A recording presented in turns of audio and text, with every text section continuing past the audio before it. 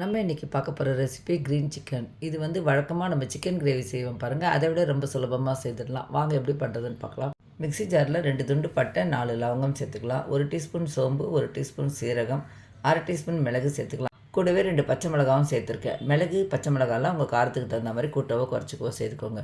சின்ன சைஸ் வெங்காயம் 1 கட் பண்ணி சேர்த்துருக்கேன். ஒரு கைப்பிடி கொத்தமல்லி, ஒரு கைப்பிடி புதினா சேர்த்துக்கலாம். 1 இன்ச் அளவு இஞ்சி, 5-6 பல் பூண்டு சேர்த்துக்கோங்க. என்கிட்ட இஞ்சி பூண்டு விழுத்திருந்தனால நான் அப்படியே சேர்த்துக்கிறேன்.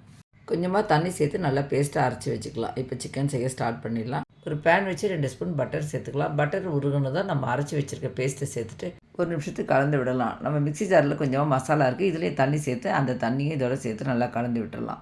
அப்போ நமக்கு இந்த மசாலாவில் உள்ள பச்சை வாசனைலாம் நல்லா போயிடும். இந்த சிக்கன் வந்து பார்க்கறதுக்கு நல்லா க்ரீன் கலரில் இருக்கும். சாப்பிட்றதுக்கு நல்ல ஒரு ஜூஸியான டேஸ்ட்டில் நல்லாவே இருக்கும். நீங்கள் கண்டிப்பாக இதை மிஸ் பண்ணாமல் செய்து பாருங்கள். இப்போ பாருங்கள், தண்ணியெல்லாம் நல்லா வற்றிடுச்சு. நான் 300 கிராம் சிக்கன் எடுத்து வாஷ் பண்ணிவிட்டு அதில் கொஞ்சமாக சால்ட்டும் தயிரும் போட்டு நல்லா ஊற வச்சுருக்கேன். ஊறிடுச்சுங்க. இப்போ அதை சேர்த்துடலாம்.